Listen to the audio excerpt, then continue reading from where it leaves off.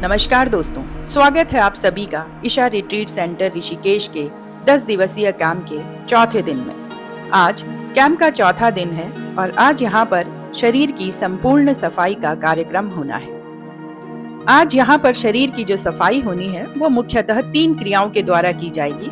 पहली है शंख धोती क्रिया या वारिसार धोती, दूसरी है वमन धोती क्रिया या कुंजल क्रिया और तीसरी क्रिया है जलनीति की। पहली क्रिया जो कि शंखधोती की क्रिया है, इस क्रिया के माध्यम से हमारी भोजन नली, पेट और आंतों की संपूर्ण सफाई की जाती है, या कहें जो हमारा डाइजेस्टिव ट्रैक्ट है या एलिमेंट्री कैनाल है उसकी सफाई की जाती है। इस क्रिया के लिए सबसे पहले गुनगुने पानी में सेंधा नमक और नींबू मिलाया जाता है। नमक और नींबू की मात्रा इतनी हो जितना कि आप आसानी से पी सकें।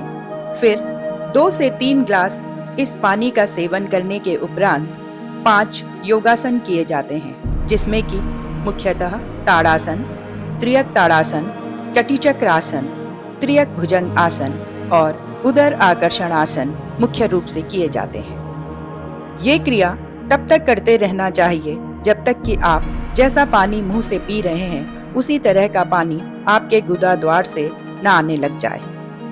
इस क्रिया में मुंह से लेकर और गुदा द्वार तक की संपूर्ण सफाई ऊपर से नीचे की ओर की जाती है। इसके बाद दूसरी क्रिया है वमन धोती या कुंजल क्रिया। इस क्रिया में भी एलिमेंट्री कैनाल या हमारे डाइजेस्टिव ट्रैक्ट की सफाई होती है, किंतु इसमें नीचे से ऊपर की ओर सफाई की जाती है, जिसमें कि व्यक्ति को उल्टी या वोमिटिंग करनी होती है।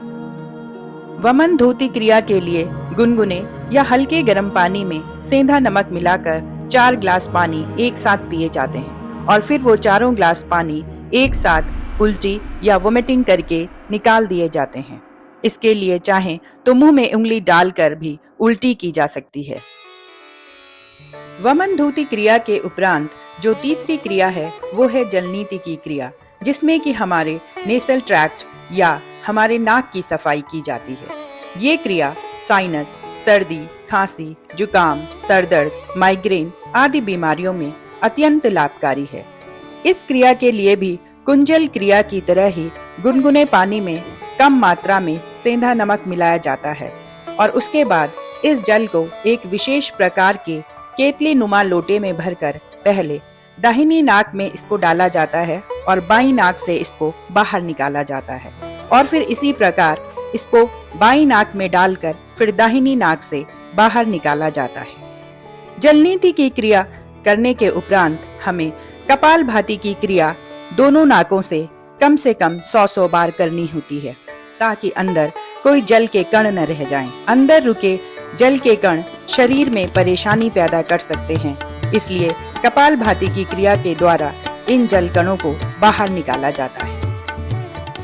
शंख धोती, वमन धोती और नीति क्रिया, इन तीनों क्रियाओं को करने के उपरांत फिर हमारे हाथों और पैरों की पिंजलियों को दबाया जाता है, जिससे कि हमारे शरीर में जमा टॉक्सिन्स को रिलीज किया जा सके, प्राण रक्त के संचार को सुचारू किया जा सके व शरीर की अकड़न जकड़न समाप्त हो सके।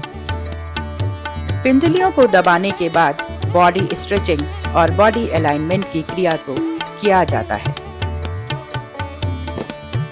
बॉडी स्ट्रेचिंग और बॉडी अलाइनमेंट के बाद एक्यूप्रेशर और मैग्नेटिक थेरेपी के द्वारा हमारे शरीर के अनुसार, हमारी बीमारियों के अनुसार हमारा ट्रीटमेंट किया जाता है। चौथे दिन की क्रियाएं अति महत्वपूर्ण मानी जाती हैं, क्योंकि ये पूरे शरीर की सफाई करने में तथा शरीर में जमा टॉक्सिन्स को बाहर निकालने में सहयोगी होती हैं। शंख धोती, जिसे कि वारिसार धोती भी कहा जाता है, ये बहुत ही महत्वपूर्ण क्रिया होती है। इस क्रिया को करते हुए हमें कुछ विशेष सावधानियां बरतनी होती हैं, जैसे इस क्रिया को करने के बाद घी मिलाकर खिचड़ी ही खानी चाहिए, कोई और भोजन करना इसमें वर्जित है। खिचड़ी खाने के 4 घंटे तक पंखे में नहीं रहना होता है, पानी नहीं पीना होता है, सोना और नहाना भी नहीं है। फिर जैसे ही 4 घंटे हों उसके उपरांत ही आप पानी पी सकते हैं, नहा सकते हैं और तभी आप सो भी सकते हैं। शाम को भी खिचड़ी ही खानी है। इसके 1-2 दिन तक मूंग दाल, लौकी, चावल, तरोई, परमल आदि हल्की सब्जियां या एकदम हल्का सुपाच्य भोजन ही करना होता है। शंख धोती की क्रिया 6 महीने में सिर्फ 1 बार कर सकते हैं और साल भर में सिर्फ 2 बार यह क्रिया की जा सकती है। अतिरिक्त आवश्यकता पड़ने पर शंख धोती की क्रिया के स्थान पर लघु शंख धोती की क्रिया को किया जा सकता है। लघु शंख धोती की क्रिया में 4 से 10 गिलास पानी तक पिया जाता है, जबकि शंख धोती की क्रिया में कभी-कभी 25 से 30 और 35 गिलास तक भी पानी पिया जाता है। इसीलिए शंख धोती की क्रिया साल में सिर्फ 2 बार ही कर सकते हैं, जबकि लघु शंख धोती की क्रिया आप महीने में कर सकते हैं। इसके बाद 5वें दिन लघु शंख धोती की क्रिया ही यहाँ पर करवाई जाती है।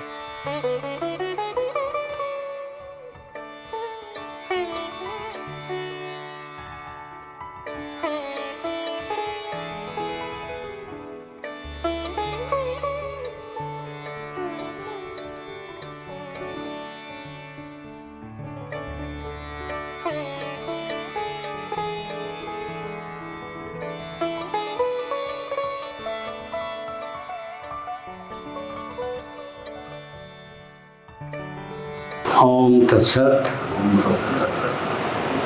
आज अंततः आपने शंख धोती क्रिया कर ही लिया।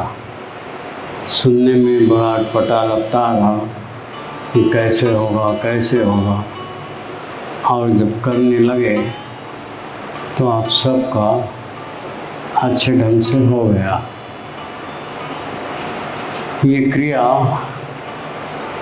जितना सरलता से आपने किया है उतना सस्ता नहीं है। इस क्रिया के लिए को देखकर बड़े बड़े योगी भी घबराते हैं। यदि आप किसी योगी को बोलो कि हमने शंख धोती क्रिया की है तो बड़ा वो आश्चर्य से बोला, अच्छा, क्योंकि योग ग्रंथों में इस क्रिया को करने के लिए नमक गर्म पानी पीकर करने के लिए लिखा गया है। गर्म नमक का पानी पीना 2, 4, 6 गिलास तो कोई भी पी ले, 15, 20, 25 गिलास पीना बहुत मुश्किल होता है। और उससे इस पीने से, गर्म नमक पानी पीने से ब्लड प्रेशर भी बढ़ जाता है, हार्ट का धड़कन भी बढ़ जाता है, और सबसे अधिक होती है उल्टी हो जाती है। ये क्रिया सही ढंग से हो ही नहीं पाती, और इसलिए ये क्रिया कोई कराते नहीं थे। जब हमने प्रथम बार इस क्रिया को किए थे तो गर्म नमक पानी पीकर ही किए थे, और 35 गिलास में हमारा पेट साफ हुआ था। 35 गिलास हमारी तीव्र इच्छा थी, इसीलिए हमने इतना पी भी लिया और कर भी लिया। बाद में जब हम लोगों के रोग बीमारियों की उपचार की प्रक्रिया में आए तो हमने सोचा कि क्रिया तो है बहुत अच्छी, परंतु इसमें कुछ सुधार करना चाहिए। तो हमने इसमें कुछ सुधार किया। पहला सुधार तो ये किया, जो समुद्री नमक है, टाटा नमक, उसको हटाकर सेंधा नमक का प्रयोग किया। क्योंकि आयुर्वेद में जहाँ नमक माने सेंधा नमक रॉक साल्ट का ही लिया जाता है, और रॉक साल्ट सेंधा नमक कम नमकीन होता है, और ये शरीर के लिए बहुत उपयोगी भी है। इसमें सोडियम क्लोराइड के साथ साथ पोटेशियम क्लोराइड होता है। जो समुद्री नमक होता है उसमें केवल वो सोडियम क्लोराइड होता है, परंतु उस रॉक साल्ट में सोडियम क्लोराइड के साथ साथ पोटेशियम क्लोराइड होता है, और पोटेशियम क्लोराइड ब्लड प्रेशर बढ़ने नहीं देता, और ये लाभ है। तो यहाँ पर हमारे आश्रम में नमक माने सीधा नमक ही प्रयोग किए जाते हैं। भोजन में भी, सामान्य अन्य कार्यों में भी कुंटल कुंटल नमक यहाँ ले आते हैं, कूट पीट के सब तैयार रखते हैं, फिर उसी का प्रयोग यहाँ पर किया जाता है। सीधा नमक वैसे भी वायु दोष को दूर करने वाला, अग्नि प्रदीपक, सूजन इत्यादि को दूर करने वाला और मल निसारक होता है। तो पहला चेंज हमने ये किया सीधा नमक का। फिर दूसरा हमने नींबू का प्रयोग। नींबू का खट्टा नहीं माना जाता, और नींबू में विशेष रूप से विटामिन सी होता है, और विटामिन सी आपके अंदर शक्ति का सृजन करता है, शक्ति को बनाए रखता है। और नींबू की विशेषता होता है वो लाइट परगेटिव होता है, मल निसारक होता है। कई लोग बोलते हैं कि नींबू खाने से हमें एलर्जी हो गई है। नींबू कभी एलर्जी नहीं करती। जो शरीर में आपके टॉक्सिन्स हैं उसको नींबू बाहर निकालती है, और इसीलिए डॉक्टर लोग उसको एलर्जी बोल देते हैं कि नींबू नहीं खाना। तो नींबू आपके शरीर के टॉक्सिन्स को बाहर निकालने का काम करता है। तो हमने गर्म पानी पर नींबू और नमक का प्रयोग किए, और इससे पानी पीने की रुचि बनी रहती है, और कम पानी पीकर पेट की सफाई हो जाती है। मैं नहीं सोचता आप में से कोई 20-25 गिलास से कोई ज़्यादा गया हो। 15-20 गिलास में ही सब आउट हो जाते हैं, पेट सफाई हो जाती है। कहाँ 35-40 गिलास पहले पीना पड़ता था, अब वो 15-20 गिलास में ही सब हो जाता है। तो ये इस तरह से ये क्रिया सुगम हो गया। अब इसको करने में कोई दिक्कत नहीं होती। फिर इस क्रिया को करने के लिए आपने 3 दिन तक इसकी तैयारी आपको कराया गया, इसलिए ये क्रिया बहुत आसान हो गया, और आज आप अच्छे अनुभव कर रहे हो। पहले बताइए, कल का भी आपका जीवन था, आपका तन, आपका मन, कल का जीवन को आपने देखा है, और आज ये क्रिया करने के बाद आपके तन में और मन में क्या अंतर अनुभव हो रहा है? आज कुछ परिवर्तन लग रहा है? हाँ, क्या चीज़? हल्का फुल्का। हाँ, ये हल्का जबन आया है, ये कुछ आपका मानव शरीर के कुछ संस्कार निकल गए, और शरीर की जो टॉक्सिन्स हैं वो भी निकल गए। इसीलिए शरीर में हल्कापन है, मन में भी हल्कापन है। यही आपको कल बताया गया था कि इस क्रिया को करने के बाद तन में, मन में परिवर्तन आ जाता है। दूसरी चीज़, सफाई का जितना भी कार्यक्रम है वो जल से सफाई किया जाता है। घर की सफाई, कपड़े की सफाई, अन्य चीज़ों की सफाई सब जल से किया जाता है। और जल से सफाई करने के अलग अलग तरीके हो सकते हैं। जैसे एक बॉटल लिया, बॉटल में पानी भरा और भरकर उस पानी को निकाल दिया। ये भी एक सफाई का तरीका है। बॉटल में पानी भरा, पानी भरने के बाद खूब उसको हिलाया, हिलाकर पानी को निकाल दिया। ये दूसरा तरीका है सफाई का। तीसरा तरीका है पानी, बॉटल में पानी भरा और डिटर्जेंट पाउडर, सर्फ, निरमा कोई भी है वो डाल दिया और खूब उसको हिलाया, हिलाकर उसको निकाल दिया। चौथा तरीका है बॉटल में पानी भी भरा, डिटर्जेंट पाउडर भी डाल दिया और एक ब्रश भी डाल दिया और ब्रश से रगड़ कर उसको साफ करके फिर बाहर निकाल दिया। ये जो चारों तरीका है सफाई का, एक से एक बढ़कर है और प्रमाणिक भी है। और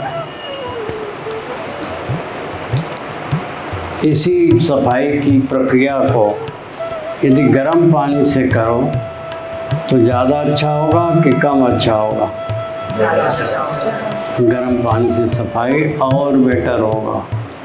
तो इसीलिए यहाँ पर गर्म पानी जो होता है वो हमारे शरीर में यदि कोई सूजन है, कफ म्यूकस की वृद्धि है, उस सब को डाइल्यूट करता है। और गर्म पानी में नासेंधा नमक और नींबू ये मिलाकर आपने पिया। 2 गिलास पहले पिए, फिर 5 एक्सरसाइज किए। ताड़ासन, तिर्यक ताड़ासन, कटिचक्रासन, त्रिभुजंगासन और उदराकर्षण आसन। ये 5 आसन बहुत ही उपयुक्त हैं। पहले जो भी पानी आपने पिया है उसको फ्लश डाउन, नीचे सरकाने के लिए ताड़ासन है। और उसको दायां बायां रोटेट कराने के लिए तिर्यक ताड़ासन है। फिर आंतों में उसको गोल गोल घुमाने के लिए कटी चक्रासन है। फिर तिर्यक भुजंगासन है। बड़े आंतों में पानी को गुजारने के लिए तिर्यक भुजंगासन है। फिर उदराकर्षणासन, मलाशय में पानी चली गई तो मलाशय से उसको बाहर निकालने के लिए उदराकर्षणासन है। इस तरह से ये 5 आसन बहुत ही उपयुक्त सेट है। इसको भी यदि आप जीवन में करते रहोगे तो आपके शरीर में फ्लेक्सिबिलिटी और मोबिलिटी बनी रहेगी। प्राण रक्त का संचार शरीर में समुचित होता ही रहेगा। तो ये 5 एक्सरसाइज आपने किया और पानी पिया और एक्सरसाइज किया, लेट्रिन लगा तो लेट्रिन गए। और इस तरह से आज आपने ये संग धोती क्रिया आपने की। फिर जैसे आप पानी पिए हो उसी तरह की गुदाद्वार से पानी गया, पहले म्यूकस के साथ, लरवट के साथ, चिकनाई के साथ गया, फिर प्योर वाटर गया, प्योर वाटर के बाद पीलापन लिया हुआ पानी गया। ये पीलापन लिया हुआ पानी ये बताता है कि आपके शरीर में जो बायल है, पित्त, वो अब निकलने लग गया है और हमें पित्त को स्टोर रखना चाहिए, उसको निकालना नहीं है। इसलिए जब पीलापन लिया हुआ पानी आए तो आपको पानी पीने के लिए मना कर दिए और कुंजल क्रिया करने के लिए कहा गया। 4 गिलास फटाफट पानी पीकर 3 उंगली डालकर आपने वॉमिटिंग की क्रिया की। तो पहले ऊपर से नीचे की फ्लशिंग आपने किया, अब नीचे से ऊपर की फ्लशिंग उल्टी के द्वारा, इसको कुंजल क्रिया भी कहते हैं, गजकर्णी क्रिया भी कहते हैं।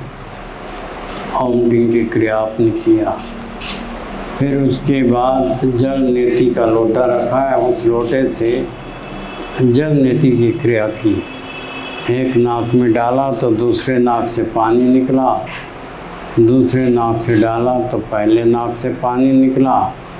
इस तरह से नेसेस पैसेज की आपने सफाई की। और जो भी जल कण रुक गए हैं उन जल कणों को वाष्पीभूत करके बाहर निकालने के लिए आपने कपाल नेति की क्रिया की।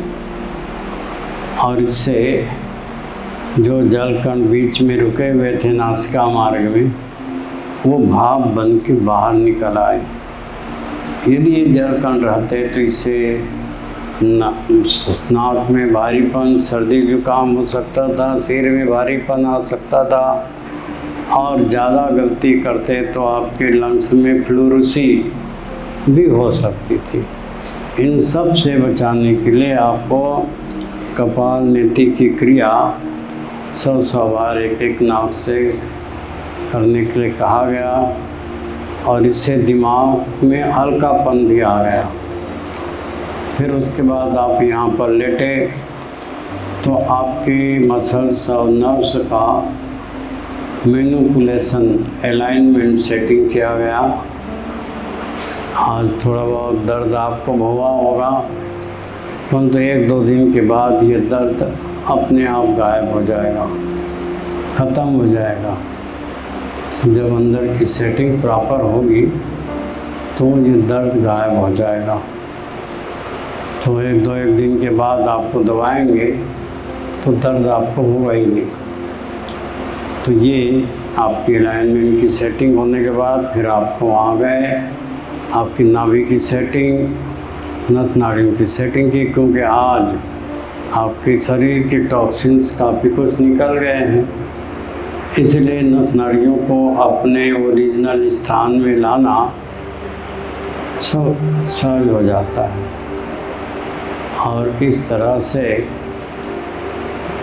आपने ये लघु संधोती क्रिया पूरी की। चुंबक लगाया, चुंबक लगाने के बाद किचन में गए, किचन में जाकर खिचड़ी और घी, खिचड़ी में घी मिलाकर आपको गटकना था। खिचड़ी को बिना चबाए हुए खाना था। और आज ओवर ईटिंग भी करना था। आपने खाया, बीच में भी प्रयोजन तो आपका लुब्रिकेशन का था। आप कह सकते हो कि खिचड़ी खाना कोई ज़रूरी थोड़ी है, आप घी पी लेते। घी यदि सीधा पीते तो जिस अंग को टच करता घी वहाँ तो लुब्रिकेशन हो जाता, परंतु जिस अंग को टच नहीं करेगा वहाँ पर लुब्रिकेशन नहीं होता। इसलिए पूरे आपके अंदर के शरीर में लुब्रिकेशन हो ठीक से, इस दृष्टि से खिचड़ी में घी डालकर खाया जाता है। और ये खिचड़ी इस तरह से सरकता है, रोटेट होते हुए पूरे अंदर के जो वाल हैं एलिमेंट्री कैनाल को, उसको टच करते करते घूमते घूमते गुदा द्वार तक हो जाएगा। तो आपके अंदर के जो भी मांसपेशियां हैं, इनर वाल, वो सब घी को एब्जॉर्ब कर लेता है। आज आपने जो भी 50 ग्राम 100 ग्राम जितने भी घी खाए होंगे, उसका कम से कम 80-85% घी आपका शरीर एब्जॉर्ब कर लेगा। मुश्किल से 10-12-15% घी वो आपके लेटरिन से बाहर निकलेगा। अन्य दिनों में आप जो घी खाते हो तो मुश्किल से 10-12-15% घी शरीर एब्जॉर्ब करता है। 80-85% घी जो है लेट्रिन के द्वारा बाहर निकल जाता है। परंतु आज के घी जो खाए हो मैक्सिमम एब्जॉर्प्शन होता है शरीर के द्वारा। इस तरह से आपका लुब्रिकेशन हुआ। ये खिचड़ी भी स्पेशल है। खिचड़ी तो भारत की एक देन है, परंतु खिचड़ी बनाने के तरीके सबको पता नहीं है। ये फूड थेरापी का एक हिस्सा है। फूड थेरापी में चावल और दाल, मूंग का दाल और चावल दोनों बराबर की मात्रा में जब मिलाकर पकाते हैं तो ये वातनाशक होता है। आज वायु के रोग ज़्यादा हैं। आयुर्वेद में लिखा हुआ है कफ रोग 20 प्रकार के हैं, पित्त रोग 40 प्रकार के हैं, वात रोग 80 प्रकार के हैं। तो वात रोग को दूर करने के लिए ये खिचड़ी है। और जब आपको पित्त रोग हो तो चावल अधिक, दाल कम बनाकर खिचड़ी बनाएंगे तो पित्त का शमन होगा। और यदि कफ रोग हो आपको अधिक तो दाल अधिक और चावल कम मिलाकर खाएंगे तो कफ का शमन होगा। इस तरह से खिचड़ी भी एक प्रयोग है। और इस तरह से खिचड़ी में घी, खिचड़ी में कुछ भी नहीं मिला हुआ है, केवल दाल है और चावल है और उसमें सिर्फ हल्दी और सेंधा नमक, कोई जीरा नहीं, कोई घी नहीं, कुछ नहीं, सिंपल बॉइल्ड है।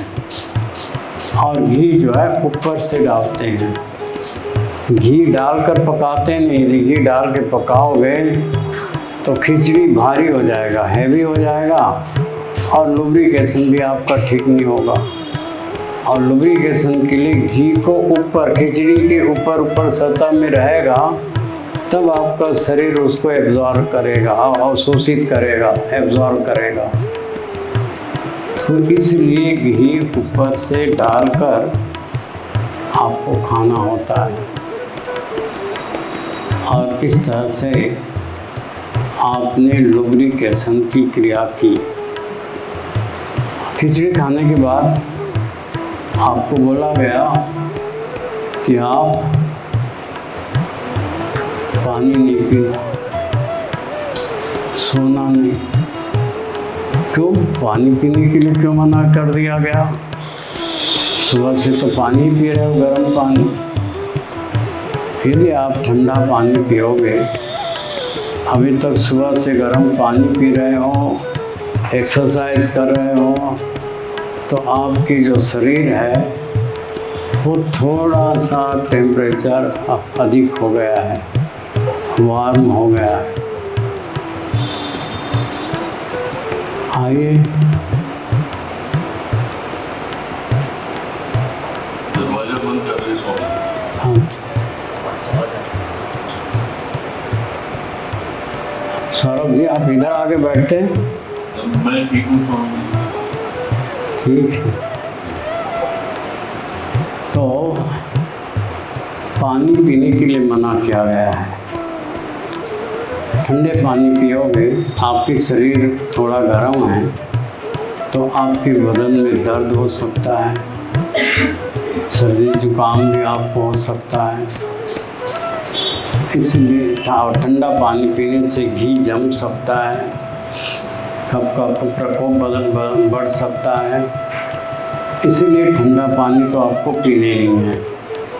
आप बोलोगे गर्म पानी तो सुबह से ही पी रहे हैं, गर्म पानी पी लेते। गर्म पानी पीने से घी जो है ऊपर आके तैर जाएगा, फिर आपका लुब्रिकेशन ठीक नहीं होगा। लुब्रिकेशन प्रॉपर हो, इस दृष्टि से पानी पीने के लिए मना किया गया है। आप में से कितने लोगों को प्यास की अनुभूति हुई ये क्रिया करने के बाद?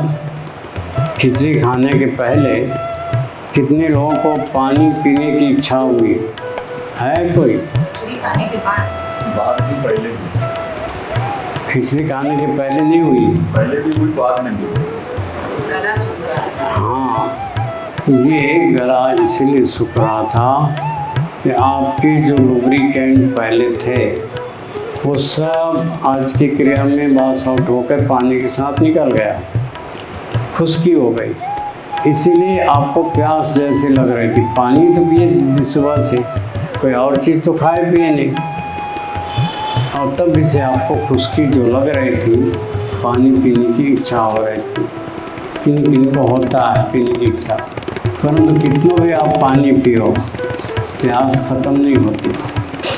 ये जब ख़त्म होगी, जब खिचड़ी में घी मिलाकर आप खाओगे, तब जब लुब्रिकेशन होगा, तब ये प्यास जो है समाप्त होता है।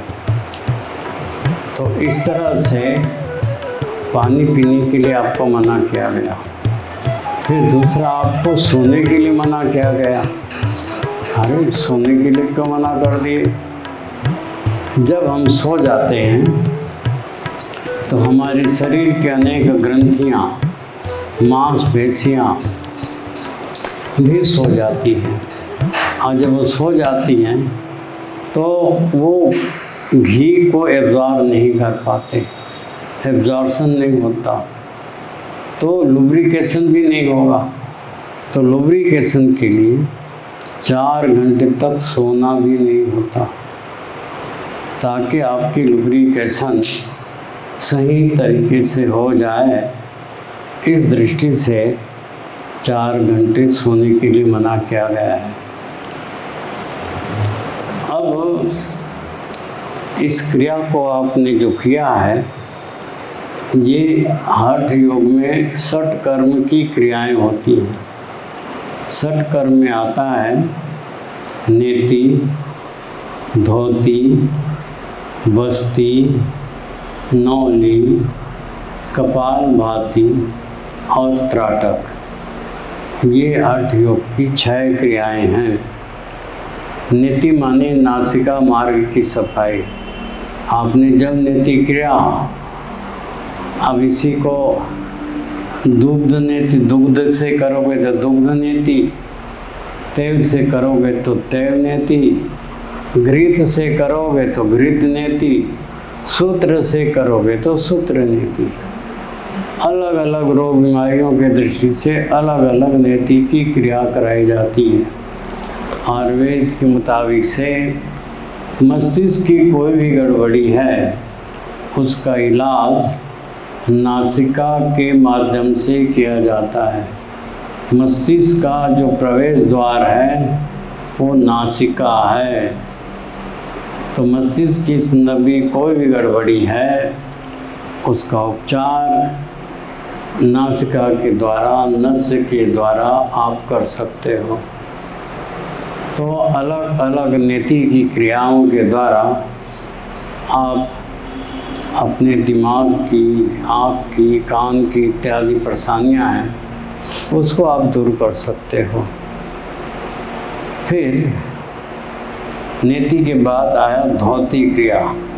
धोती माने धोना, सफाई करना।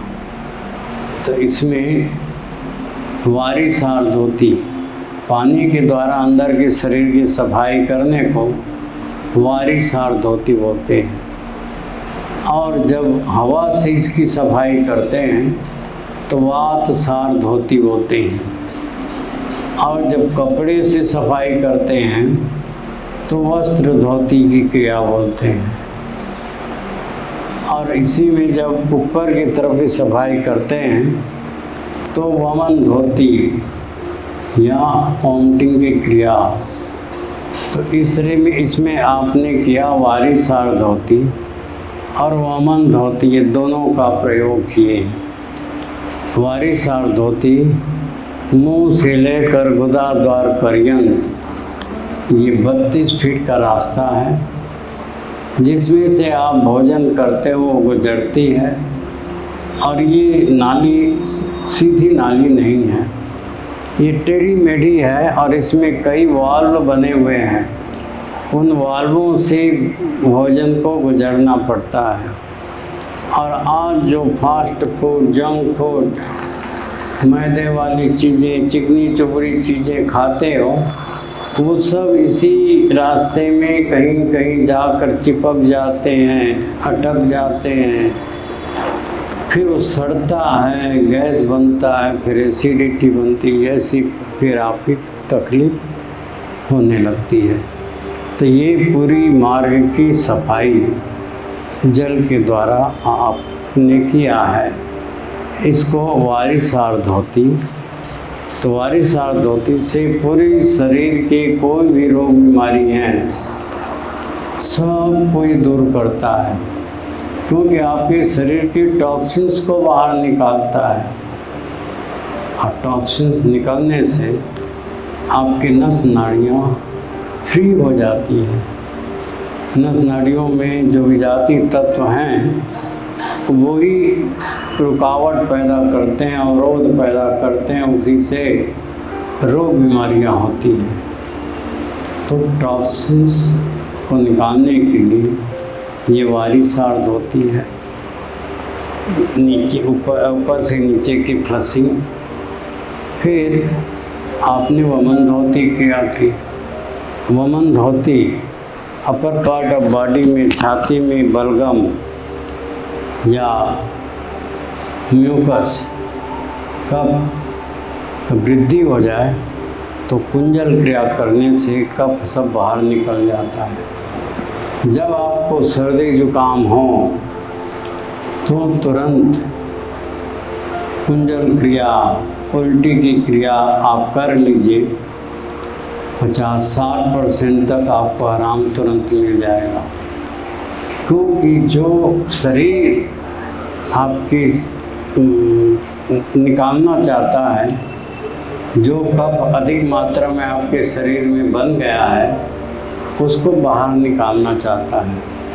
अधिकतर सर्दी में हम लोग मीठा अधिक खाते हैं।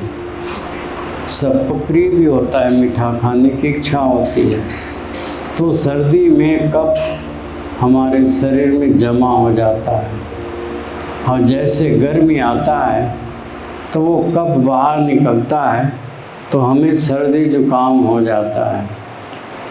और सर्दी जुकाम के द्वारा जो एक्स्ट्रा जो कफ है वो शरीर बाहर निकालना चाहती है, परंतु आप डॉक्टरों के पास जाते हो, डॉक्टर जो है उस कफ को बाहर निकलने नहीं देता, दवाइयों के द्वारा उस कफ को अंदर ही सुखा देता है और वो साइनस का रूप लेकर अंदर पड़ा रहता है, और कभी कभी फिर सर्दी जुकाम आपको हो जाता है। ये कफ जो सर्दी जुकाम है ये आपको बड़े बीमारियों से बचाता है, और हर व्यक्ति को साल में 2 बार 3 बार सर्दी जुकाम अवश्य होना चाहिए। इससे आपकी हार्ट अटैक, एर्थराइटिस, सांस की तकलीफ, लिवर किडनी की प्रॉब्लम, ये सब से आपको बचत करता है। सर्वाइकल से भी आपको बचत करता है। तो इस तरह से शरीर अपने आप सर्दी जुकाम के माध्यम से आपकी जो एक्स्ट्रा कफ है उसको बाहर निकालना चाहती है। आप उसको सहयोग देकर पानी पीकर उल्टी की क्रिया कर लिए तो सब कफ बाहर निकल गया, आपको एकदम आराम मिल जाता है 60-70%। जल नीति कर लेते हो तभी आपको आराम मिल जाता है। जल नीति करने वालों को कभी सर्दी जुकाम होता ही नहीं। हो गया तो जल नीति कर ले तो एकदम आराम भी मिल जाता है। तो इस तरह से वमन धोती करने से कफ की जो निर्माण प्रक्रिया है वो एक्स्ट्रा कप को बाहर निकाल देता है। उससे फिर आपके शरीर में जो गड़बड़ी हो जाती है, दर्द, थकावट, सूजन इत्यादि, वो सब नहीं होता। तो इस तरह से वायुसार धोती किया, वमन धोती किया, फिर इसके बाद जल नीति की क्रिया की। जल नीति बहुत सरल और उपयोगी क्रिया है। जल नीति में एक नाक से डाला, दूसरे से निकल गया, दूसरे से डाला, पहले से निकल गया। ये नासिका मार्ग की कोई सफाई करती, परंतु इस क्रिया के द्वारा आँख, कान, दिमाग, चेहरा, नाक, गला इत्यादि को लाभ पहुंचता है। आप कहोगे कैसे लाभ पहुंचेगा स्वामी जी? एक नाक से डाला, दूसरे नाक से निकल गया, दूसरे से डाला, पहले से निकल गया। ये आँख में तो जाता ही नहीं, कान में तो पहुंचता ही नहीं, दिमाग में तो पहुंचता ही नहीं, तो ये लाभ कैसे करेगा? आपके दिमाग में ये बात जचेगी, परंतु ये लाभ करती है। जब करोगे तब आपको पता चलेगा कैसे कान में, कैसे आँख में, कैसे दिमाग में, कैसे गले में, कैसे चेहरे में, ये सब लाभकारी है। इस संदर्भ में एक उदाहरण देते हैं। एक नहर है और नहर के दोनों तरफ मेड़ होती है। मेड़ के बाहर भी पेड़ पौधे लगे हुए होते हैं। नहर के अगल बगल में जो भी पेड़ पौधे लगे हैं वो सब हरे भरे रहते हैं, क्योंकि नहर में पानी बहता रहता है। डायरेक्ट पानी पेड़ों में नहीं जाता, परंतु हर पेड़ पौधे हरे भरे रहते हैं। ये तो आपने देखा ही होगा। कारण क्या है? हर पेड़ पौधों की जो जड़ होती है वे अंदर अंदर नमी खींच लेते हैं ज़मीन से और हरे भरे बने पड़े रहते हैं। ठीक इसी तरह से इस नासिका में अनेक नस नाड़ियाँ रहती हैं, जिनका संबंध आँख से, कान से, ब्रेन से, गले से, सब जगह से होता है। तो इन नस नाड़ियों के माध्यम से ये साफ हो गए तो वो सफाई का प्रभाव आँख, कान, नाक इत्यादि में होने लगता है। इस तरह से जल नीति बहुत उपयोगी क्रिया है। और इस संदर्भ में दो घटनाएं आपको बताना मैं आवश्यक समझता हूँ। पहली घटना है दिल्ली की। दिल्ली में एक डॉक्टर सूर्य प्रकाश जी हमारे अच्छे प्रेमी थे। वहाँ हंसराज कॉलेज में वो पढ़ाते थे। एक दिन हम मिले दोनों। हंसराज जी ने कहा, सूर्य प्रकाश जी ने कहा कि स्वामी जी मैं एक सज्जन से आपको मिलाना चाहता हूँ। मैं कहा चलो। वहीं जवाहर नगर में वो रहते थे, वीरेंद्र सिंह पवार। वो अमेरिकन एम्बेसी में काम करते थे, वहाँ से रिटायर हो चुके थे। PL 480 जो गेहूँ आता था अमेरिका से, उसी डिपार्टमेंट में वो काम करते थे और उनकी उम्र थी 80 साल की। जब हम उनके यहाँ गए तो वो बैठ के पेपर पढ़ रहे थे और बिना चश्मा लगाए पेपर पढ़ रहे थे। तो हमें बड़ा आश्चर्य हुआ। हम उस समय -22 के चश्मा पहनते थे। तो हमें बड़ा आश्चर्य हुआ कि इस उम्र में बिना चश्मा के पेपर के छोटे छोटे अक्षरों को ये पढ़ रहे हैं। तो हमने पहला प्रश्न उनसे यही पूछा कि आप कौन सी क्रिया आप कुछ करते हो जिससे कि आपकी आँख अभी भी बराबर आप पढ़ लेते हो बिना चश्मा के। उन्होंने उत्तर दिया कि स्वामी जी, जब मेरी उम्र 40 की थी तो मुझे सर्दी जुकाम सिर दर्द बहुत होता था, मैं बहुत परेशान रहता था और वो ख़त्म ही नहीं होता था। अब मैं बहुत परेशान था। एक दिन एक महात्मा जी योगी जी आए और मेरी स्थिति को देखे।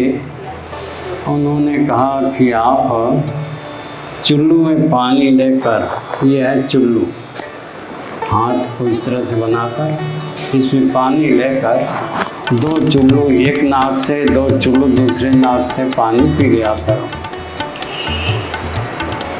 मैंने परेशान तो था ही, मैंने वो चुल्लू में पानी लेकर पीना आरंभ कर दिया। उसके प्रभाव से मेरा सर्दी जुकाम सिर दर्द इत्यादि जो भी तकलीफ थी वो सब खत्म हो गया। और उस क्रिया को मैं अभी भी कर रहा हूँ। उसी क्रिया के कारण से मेरी आँख ठीक है, मेरा दिमाग ठीक है, मेरा कान ठीक है, ये गले से लेकर ऊपर की जितनी भी चीज़ हैं सब अच्छी तरह से काम कर रहा है। परंतु गर्दन के नीचे का भाग मेरा बिल्कुल ख़राब हो रखा है। मैं खड़ा नहीं हो सकता, मेरी कमर झुक गई है, मुझे चढ़ने में परेशानी, सब परेशानी। तो मैं इसी क्रिया के कारण से मेरा दिमाग अच्छा है। उन्होंने एक पुस्तक लिखी है,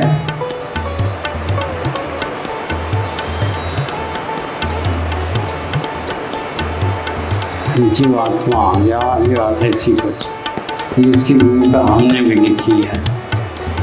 तो वो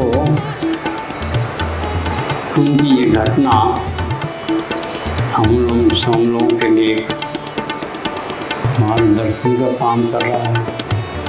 तो जब नीति इस तरह से फायदेमंद है।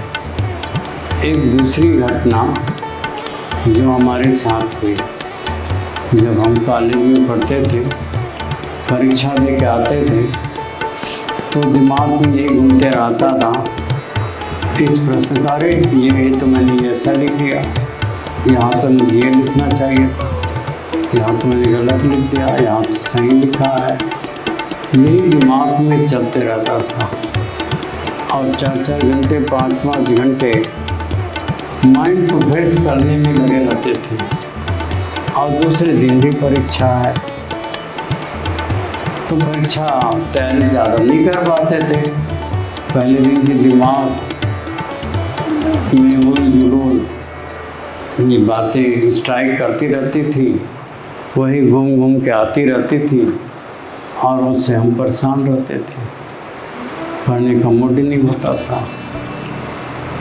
तो हमने एक दिन एक सज्जन को बोला कि भाई ऐसे ऐसी हमारी परेशानी है, कुछ उपाय बताओ जिससे कि हम इस परेशानी से बच जाए। उस सज्जन ने कहा आप नाक से पानी पिया करो। हम बच्चे तो थे ही, हमने गिलास में पानी लिया और गिलास को नाक में दबाया, दूसरे नाक को बंद किया और पानी को हमने हवा के साथ खींच दिया। वो ऊपर चढ़ गया, ठंडनाहट होने लग गई। फिर उसको ठोक ठोक कर पानी को नीचे लाए। दूसरे दिन उस सज्जन ने देख लिया, अरे ऐसा नहीं करना चाहिए। मैं क्या, आपने तो बोला था कि नाक से पानी पीना, वही तो हम कर रहे हैं। कि नहीं, आप सिर को थोड़ा झुका दो मुंह को खोल दो और गिलास को इस तरह से लगा के रखे रहो।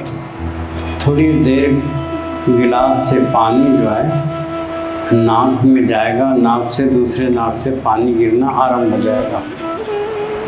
हमने फिर उसके बताए अनुसार ही करने लग गए। तो इधर से ठंडा पानी डालते तो दूसरे नाक से गरम गरम पानी निकलता, फिर दूसरे नाक से ठंडा पानी डालते तो पहले नाक से गरम गरम पानी निकलने लगता। और ये क्रिया करते ही हमारे दिमाग वॉश आउट हो जाता था।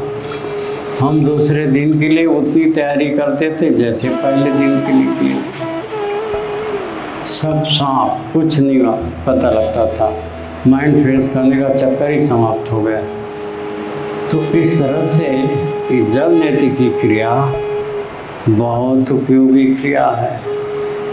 यदि किसी को नींद नहीं आती हो, तनाव टेंशन के कारण से घबराहट बेचैनी होती हो, तो जल नेति की क्रिया करें, उसके साथ कपाल नेति की क्रिया करें तो उसकी तनाव टेंशन काफ़ी कुछ कम हो जाएगा और नींद भी अच्छी आएगी। तो इस तरह से जल नेति की क्रिया बहुत उपयोगी है। अब इस चीज़ पर, जल नेति पर और कुछ बता देते हैं।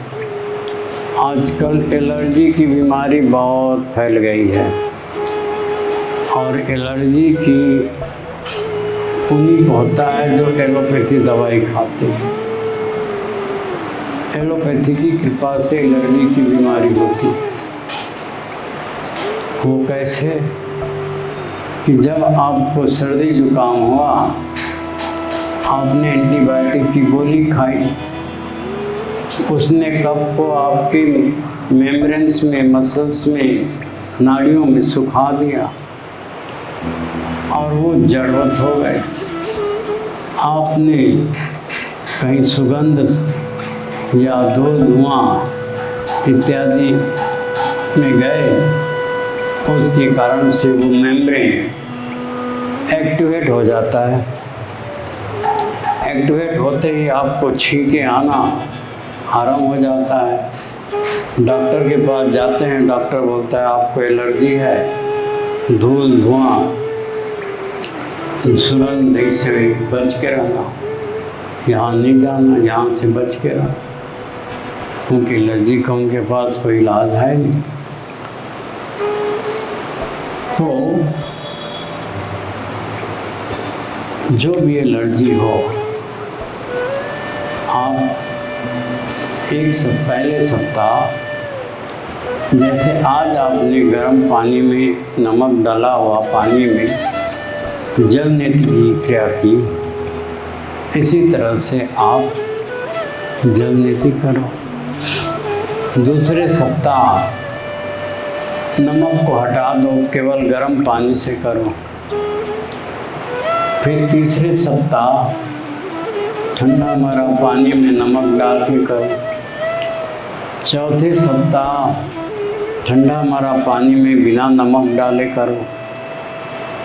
फिर पाँचवें सप्ताह ताज़ा पानी में नमक डाल के करो। और छठवें सप्ताह बिना नमक के सादा पानी से करो। जिस दिन आप ठंडे पानी से करोगे तो आपकी मेम्ब्रेन इतना स्ट्रांग इनफ हो जाएगा कि कितनों भी सर्दी में चले जाओ, कितनों भी गर्मी में चले जाओ, आपको वातावरण का कुछ भी असर नहीं होगा।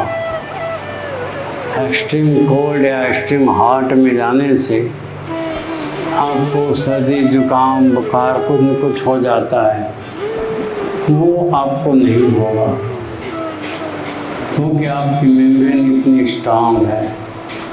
और जब ये स्ट्रांग मेम्ब्रेन हो जाता है तो एलर्जी का भी प्रभाव आपके शरीर में नहीं होता। एलर्जी भी रफू चक्कर हो जाता है, ख़त्म हो जाता है। दूसरी चीज़, यदि कभी भी आपको सर्दी जुकाम होता हो तब ठंडे पानी से कभी नहीं करना। यदि ठंडे पानी से करोगे तो सर्दी जुकाम और बढ़ जाएगा। ऐसी स्थिति में गर्म पानी में नमक डालकर जल नेति की क्रिया करोगे तब आपकी सर्दी जुकाम में काफ़ी आराम मिल जाएगा। 10-20-30% आपको आराम दे देगा। तो इस तरह से आपको जल नीति सामान्य रूप से ठंडे जल से करने से आपके दिमाग हमेशा कूल शांत बना रहेगा। तो इस तरह से जल नीति के संदर्भ में आपको बताया गया। और इन तीनों क्रियाओं, फिर कपाल नीति की क्रिया भी करने से आपकी ब्रेन की सफाई हो जाती है। और यदि आप जल नीति नहीं भी करते तब भी यदि कपाल नीति करते हो तो आपके अनेक फायदे आपको वैसे ही हो जाएंगे। तो ये जितनी भी चीज़ें हैं इसको करने से आपको लाभ ही होगा। ये संघ धोती क्रिया क्यों कहते हैं? जैसे शंख आपने देखा होगा बाहर से चिकना होता है, अंदर उसके अंदर टेढ़े मेढ़े रास्ते बने होते हैं, और उसको जब बजाते हो तो बड़े ध्वनि शंख ध्वनि होती है। ठीक जैसे शंख के अंदर की आकृति है वैसे ही आपकी पेट में आपकी आंतों की आकृति शंखानुसार है। और जैसे शंख को बजाने के पहले पानी से धोया जाता है और बजाने के बाद भी पानी से उसे धोया जाता है, ठीक इसी तरह से आपकी आंतें जो शंख की तरह ही है, इसको पानी से धोना है। इसीलिए इसे संघ धोती क्रिया कहते हैं। तो आज आपने ये संघ धोती क्रिया की। संघ धोती क्रिया करने के बाद आपको बताया गया था कि दूध और दूध से बनी हुई चीज़ें आप नहीं खा सकते। क्यों? क्योंकि दूध अल्कलीन फूड है, क्षारीय भोजन है। और जब दूध आप पीते हो तो दूध जो है फटता है, फटने के बाद वो डाइजेस्ट होता है। तो दूध को फाड़ने के लिए आपके शरीर से एसिड निकलता है, हाइड्रोक्लोरिक एसिड। वो दूध को फाड़ेगा, दूध फटेगा, तब जाकर पचेगा। यदि आप दूध पीते हो तो आपके शरीर में अम्ल उत्पन्न करने वाली जो ग्रंथियां हैं वो ओवर एक्टिव हो जाएंगे। अभी आपका पेट बिल्कुल छोटे बच्चे की पेट की तरह मुलायम, सॉफ्ट, हल्का हो रखा है। तो दूध का सेवन नहीं करना है, कम से कम कल परसों नरसों 3 दिन। वैसे योग दर्शन में, योग ग्रंथों में शताब्द 10 दिन 15 दिन का प्रकाशन लिखा हुआ है, परंतु हम लोग 3-4 दिन कराते हैं। फिर आपको यहाँ से दूध पिला कर ही भेजेंगे। फिर आपको कहा गया था कल, फल आपको नहीं खाना है। फल, कोई भी फल नहीं खाना है। फल जो है एसिडिक फूड होता है, अम्लीय भोजन होता है। और इसको डाइजेस्ट करने के लिए आपके शरीर से रेनिन, पेप्सिन, क्षारीय एंजाइम्स निकलता है, और वो क्षारीय एंजाइम्स इसको न्यूट्रल करके फिर इसको डाइजेस्ट करता है। यदि आप फल खाओगे तो आपके शरीर में रेनिन पेप्सिन उत्पन्न करने वाली जो ग्रंथियां हैं वो ओवर एक्टिव हो जाएंगे, फिर उससे आपको परेशानी होगी। तो इसलिए कोई भी फल भी आपको नहीं खाना है। फिर कोई भी उत्तेजक चीज़ें आपको अभी सेवन नहीं करना है। उत्तेजक चीज़ है बीड़ी, सिगरेट, चाय, कॉफ़ी, शराब, गांजा, सुल्फा इत्यादि, ये सब उत्तेजक चीज़ हैं। ये आपके शरीर को स्टिमुलेट करके उत्तेजित करते हैं। अभी आपको इस शरीर को नॉर्मल रखते हुए इसको टोनिंग और ट्यूनिंग करना है।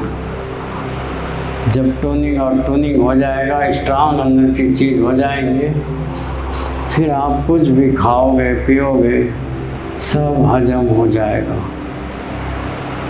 तो अभी आपकी टोनिंग और ट्यूनिंग की क्रिया प्रारंभ होने जा रही है कल परसों से, और उसको अंदर की चीज़ों को स्ट्रांग बनाने के बाद फिर आपके खान पान का रिस्ट्रिक्शन समाप्त हो जाएगा। तो ये कोई भी उत्तेजक चीज़ है, चाय, कॉफ़ी, बीड़ी, सिगरेट, शराब इत्यादि, ये आपको नहीं लेना है। और मांस भी नहीं खाना है। मांस के संदर्भ में एक घटना घटी। हमारा कैंप, पहले हम घूम घूम के कैंप करते थे भारत के शहरों में। तो हमारा कैंप लगा हुआ, कैंप लगाने को था। एक बच्चा आया, बोला स्वामी जी मेरा एक दोस्त है, वो मुसलमान है, उसको पेट की बहुत प्रॉब्लम रहती है, उसको मैं कैंप में ले आऊँ? हमने कहा हाँ ले आओ, हमें कोई ऑब्जेक्शन नहीं है, उसका पेट की तकलीफ दूर हो जाएगी। तो वो ले आया। वो 3 दिन तैयारी कराए, चौथे दिन उसको ये क्रिया करा दिए। क्रिया कराने के बाद नाभि भी सेटिंग कर दिए। सेटिंग करने के बाद वो सब इंस्ट्रक्शन दे दिए जैसे आप लोगों को दे रहे हैं। इंस्ट्रक्शन देने के बाद उसको भेज दिए घर, बता दिया कि यही खाना है, इसके अलावा कोई दूसरी चीज़ आपको नहीं खाना है, सब बता दिया। वो घर गया, घर में उसके रिश्तेदार इकट्ठे थे और उस दिन गोश्त बना हुआ था। रिश्तेदारों ने कहा कि आज बहुत बढ़िया गोश्त बना है, तुम खा के देखो। बोले नहीं मैं नहीं खाऊंगा, मैं क्रिया करके आया हूँ, मुझे नहीं खाना। बहुत मना करते रहा, परंतु उसके रिश्तेदारों ने ज़बरदस्ती उसको खिला दिया और ज़बरदस्ती खाने का परिणाम ये हुआ कि उसका शरीर शांत हो गया। दूसरे दिन वो क्लास में नहीं आया, तो हमने कहा कि पता करो। जब पता किए तो पता लगा कि तो कब्रिस्तान पहुंच गया। तो रिस्ट्रिक्शन को थोड़ा 3-4 दिन पालन करना बहुत ज़रूरी है। और इस रिस्ट्रिक्शन में आप रोटी भी आपको खाने को नहीं मिलेगा। रोटी भी हमने खिलाकर देखा, रोटी खाने के बाद तबीयत में काफ़ी गड़बड़ी आ गई। तो इसीलिए 3 दिन तक केवल मूंग की दाल और चावल और सब्जी में केवल लौकी की सब्जी, तरोई की सब्जी, आपकी टिंडा की सब्जी, परवल की सब्जी, पत्ता गोभी, गाजर, पालक, कच्चा पपीता, कच्चा केला, यही सब्जी आप खा सकते हो। अन्य नहीं, दाल में केवल मूंग की दाल। आज आपका खिचड़ी डे है, अभी घी और खिचड़ी खाया, शाम को खिचड़ी और सब्जी आपको मिलेगा, और कल चावल दाल सब्जी खाने को मिलेगा। और इस तरह से आपको 2-3 दिन भोजन में चावल दाल सब्जी ही मिलेंगे। तो इस तरह से आपका ये रिस्ट्रिक्शन है जो बताया गया है, इसको पालन करते हो तो आपका शरीर अच्छा हो जाएगा। इस क्रिया को करने के लिए साल में केवल 2 बार कर सकते हो। डायबिटीज़ वाले हैं वो 3 बार भी कर सकते हैं 4-4 महीने में। अन्य लोग साल में 2 बार नवरात्र के आसपास करें तो जो भी सर्दी जुकाम बुखार इत्यादि जो होता है वो आपको नहीं होगा, और आपके शरीर की जो टॉक्सिन्स हैं वे सब बाहर निकल जाएंगे, आपका शरीर स्वस्थ बना रहेगा।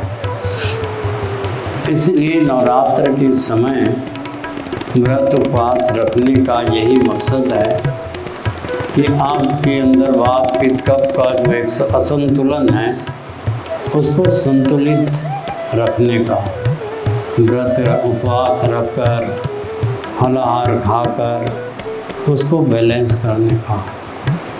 और इसीलिए जो होली के बाद जो होला खाने का है, होला में चना के को भून कर जो खाते हैं उसको होला बोलते हैं। और मैं बेसन वाली चीज़ें होली के आसपास खाया जाता है।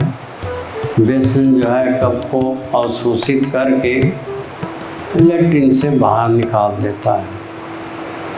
तो इस तरह से खान पान के द्वारा व्रत उपवास के द्वारा आप नवरात्र को पवित्र पर्व को सार्थक बनाने का लोग प्रयास करते हैं।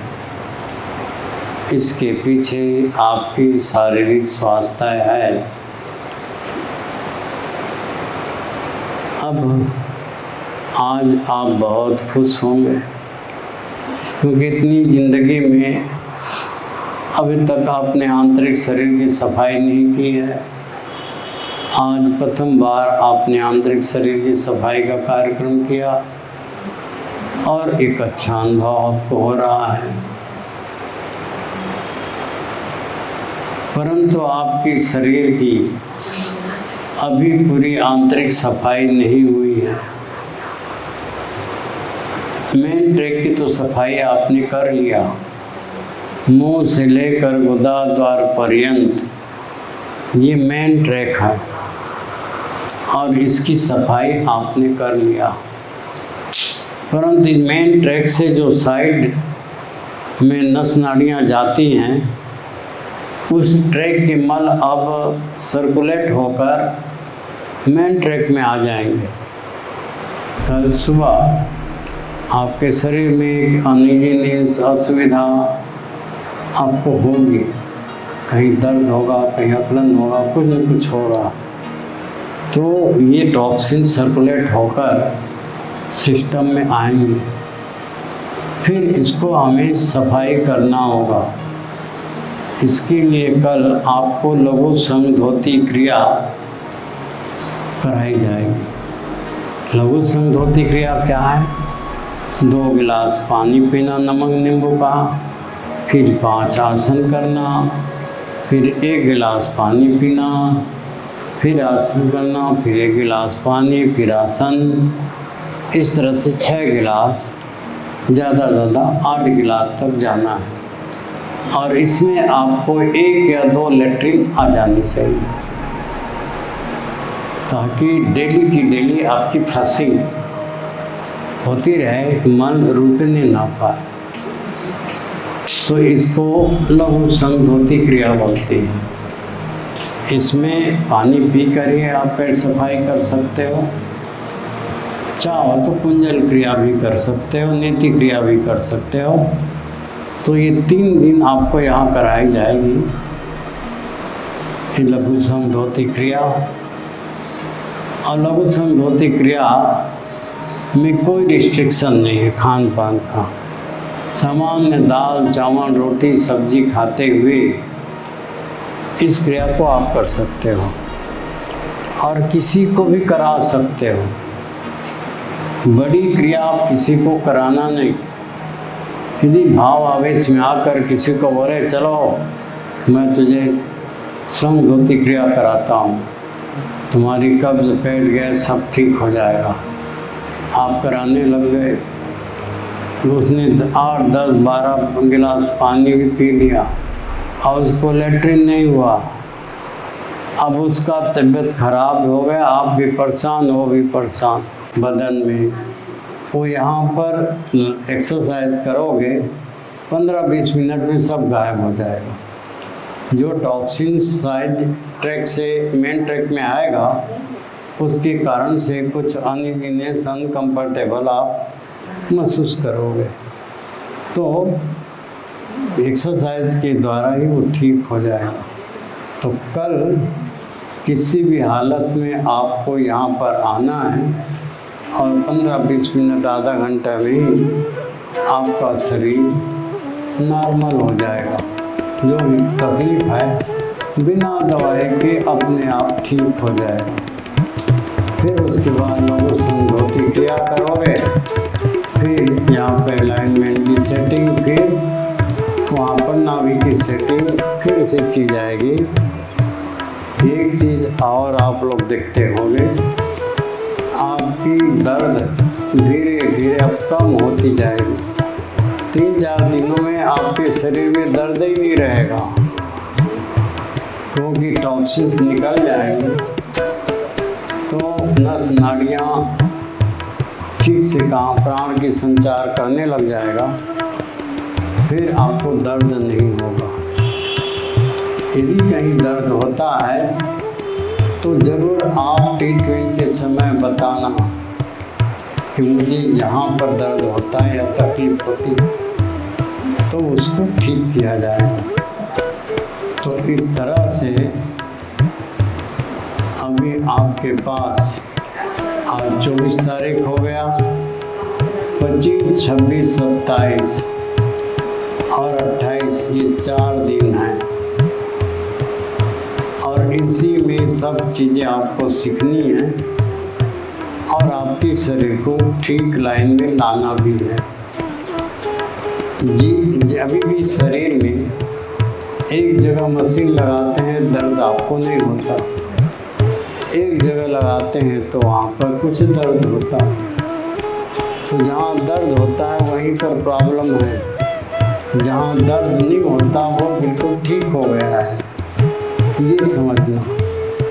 तो इस तरह से अपने शरीर के अंदर जहाँ कहीं भी गड़बड़ी है वहाँ पर दर्द होगा और दर्द को दूर करना बताओगे तो हम लोग दूर करने की कोशिश अवश्य करेंगे।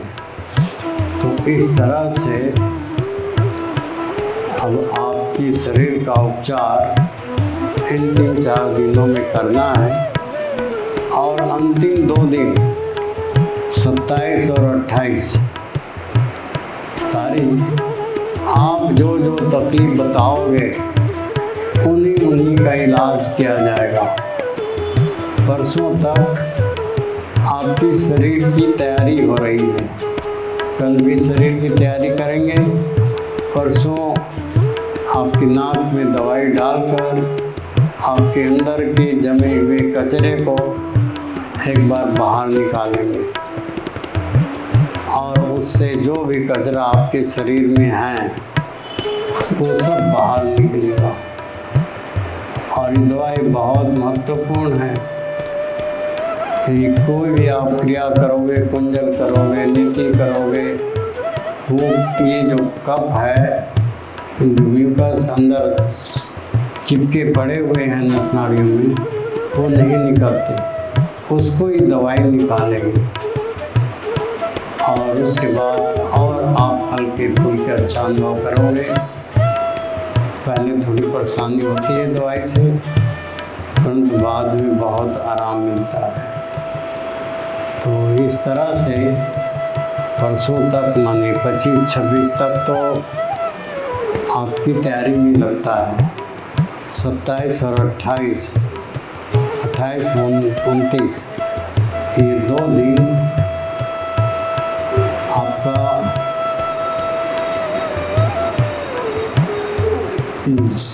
जो तकलीफ आप बताओगे उन सब को दूर करने में हम कोशिश करेंगे। इस तरह से स्पेशल ट्रीटमेंट होगा 27-28 को। 29 तारीख को समापन हो जाएगा। तो इस तरह से आपकी जो शिविर है समापन की तरफ बढ़ रहा है। अब जो भी योग मुद्रा, ध्यान, चिकित्सा क्लास अब सिंसियर होकर करना, और जहाँ कहीं भी दर्द, तकलीफ, गिरनाने, डुलाने, अनियमित असुविधा होती हो, उसको ट्रीटमेंट के समय ज़रूर बताना कि मुझे कमर में या घुटने में या यहाँ पर मुझे इस तरह की तकलीफ हुई थी, तो उसको भी हम दूर करने की कोशिश करेंगे। तो इस तरह से अब आप अपनी शरीर की गतिविधियों के संदर्भ में सजग हो जाएं, जागरूक हो जाएं। कोई भी छोटी मोटी कोई भी गड़बड़ी हो रही है, उसको परसों के बाद नॉलेज में हमारे डालोगे तो उसकी चिकित्सा हम जरूर करेंगे। कल तो जनरल ट्रीटमेंट ही होगा। परसों जो दवाई के कारण से जो तकलीफ आपको हुई है उसकी दृष्टि से ट्रीटमेंट होगा। फिर 27 और 28, 29 को जो भी रोग बीमारी बताओगे उसके हिसाब से ट्रीटमेंट होगा।